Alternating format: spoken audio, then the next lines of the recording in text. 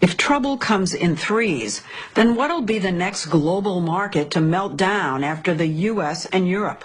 Some are looking nervously at China. China has been nothing short of a financial miracle. In just 30 years, this state-controlled economy became the world's second largest, deftly managed by government policies and decrees. One sector the authorities concentrated on was real estate and construction. But that may have created the largest housing bubble in human history. If you go to China, it's easy to see why there's all the talk of a bubble. We discovered that the most populated nation on earth is building houses, districts, and cities with no one in them. So this is Zhengzhou, and we are on the major highway, or the major road, and it's rush hour. And it's almost empty. Gillam Tulloch is a Hong Kong-based financial analyst who was one of the first to draw attention to the housing bubble in China. He's showing us around the new eastern district of Zhengzhou in one of the most populated provinces in China. Not that you'd know it. We found what they call a ghost city of new towers with no residents, desolate condos, and vacant subdivisions, uninhabited for miles and miles and miles and miles of empty apartments. Why are they empty? I've heard that they have actually been sold. They've all been sold. They've all been sold. All been sold. Absolutely. They're Owned by people in China's emerging middle class who now have enough money to invest, but few ways to do it. They're not allowed to invest abroad. Banks offer paltry returns, and the stock market is a roller coaster. But 15 years ago, the government changed its policy and allowed people to buy their own homes, and the floodgates opened. So what they do is they invest in property because property prices have always gone up by more than inflation. And they believe it'll always go up. Yeah, just like they believed in the U.S. Actually, property values have doubled, tripled, and more. So people in the middle class have sunk every last penny into buying 5, even 10 apartments, fueling a building bonanza unprecedented in human history. No nation has ever built so much, so fast. How important is real estate to the Chinese economy? Is it central? Yes, it's the main driver of growth and has been for the last few years. Some estimates have it as high as 20 or 30% of the whole economy. But they're not just building housing. They're building cities. Yes, that's right. Giant cities being built with people not coming to live here. Yes, I think they're building somewhere between 12 and 24 new cities every single year. Unlike our market-driven economy, in China it's the government that has spent some $2 trillion to get these cities built as a way of keeping the economy growing. The assumption is if you build it, they'll come. But no one's coming.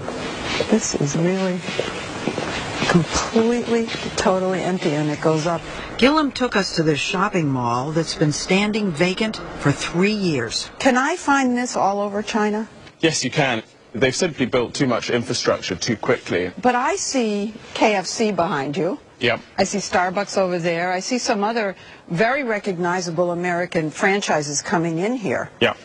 At least does that mean they have faith that this is going to ignite? No, these are all fake signs. This is to give potential buyers the impression of what it might look like if they moved in. They're not real. So KFC didn't buy this space or rent this space? No, they haven't. Starbucks? No. They just put the sign up? That's right. It's all make-believe, non-existent supply for non-existent demand. Look at that. Swarovski, Piaget. They're hoping for high-end, too. H&M, Zara. And it's all Potemkin. Yeah. It's surreal, and it's everywhere, like the city of Ordos in Mongolia, built for 1 million people who didn't show up. And no, you're not in England, you're in Thamestown, a development near Shanghai built like an English village. And it was finished, I think, around 5 or 6 years ago. And it must have cost close to $1 billion US. And you'll see it's still standing there empty. Well, I've heard that there is some industry there, or some business, one business there. Marriage. Wedding pictures, is that right? And what's more uplifting than a wedding? Or 10?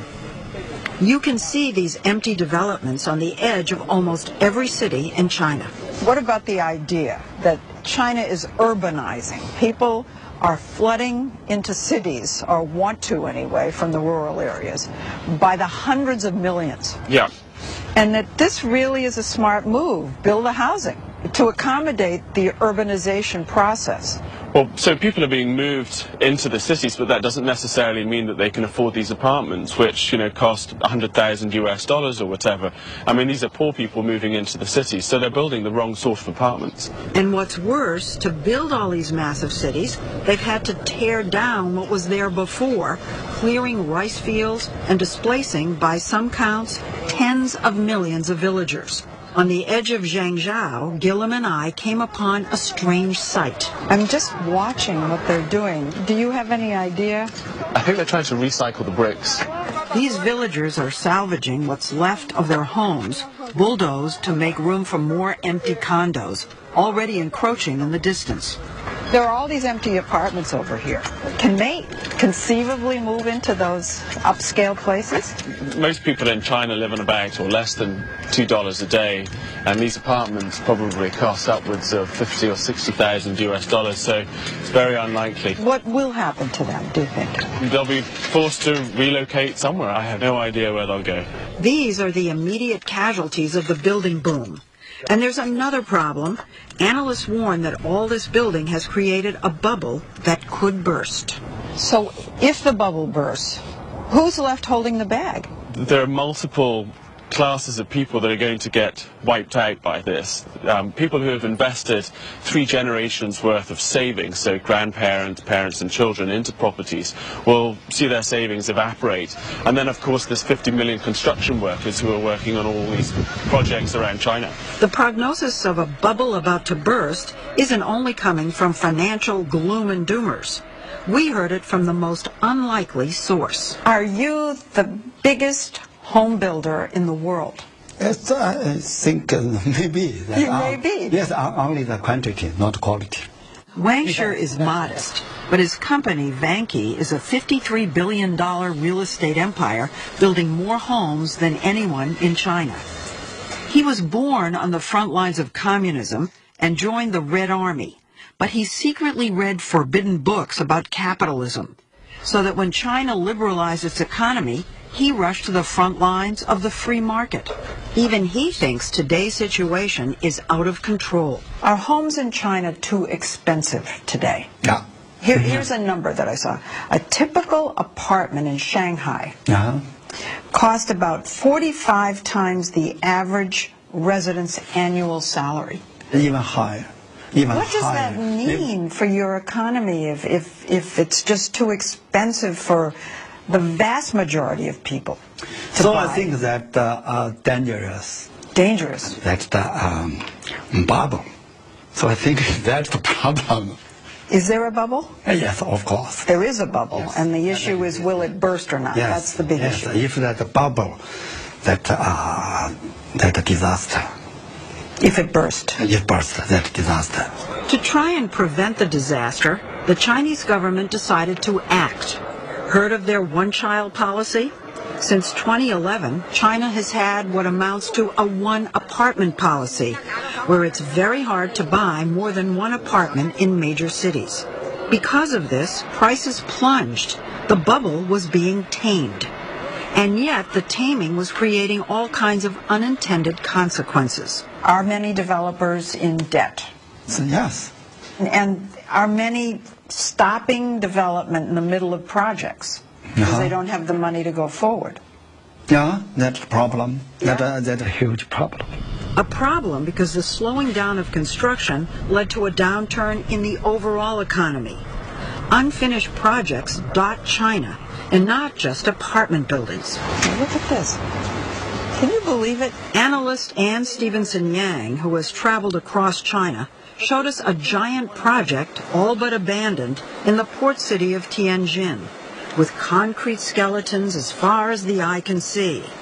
The plan is to build a new financial district to rival Manhattan, including a Lincoln Center and a World Trade Center, only taller.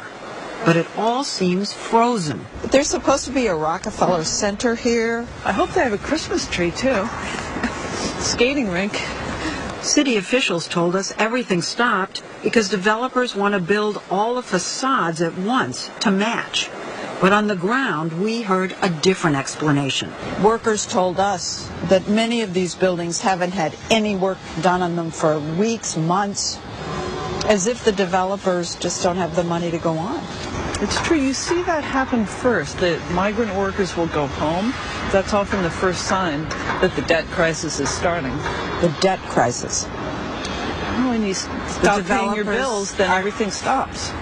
It could become a debt crisis because of the huge loans most of the developers took out. If they can't repay them, the whole economy will seize up. The government's great fear is that all this could lead to social unrest, and that's not hypothetical.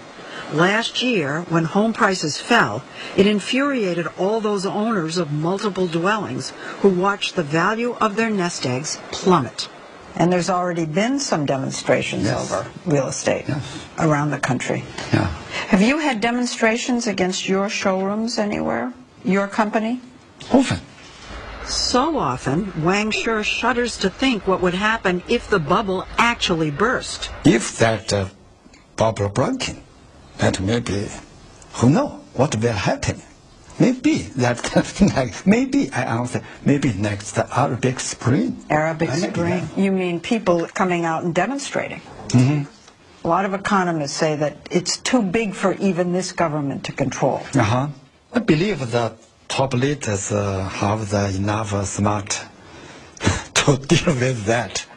You think you're praying they do. You're going like that. But that's uncertain. Meanwhile, people who can afford it are still buying as much real estate as they can. They're even finding ways around the one-apartment restriction in big cities. Can't buy in Beijing? Just cross the city line and the boom is in full swing. Flyers advertising new projects, potential buyers crowding buses to see new construction, and new owners line up to register their new apartments. Like us in our bubble, they just don't believe the good times will ever end.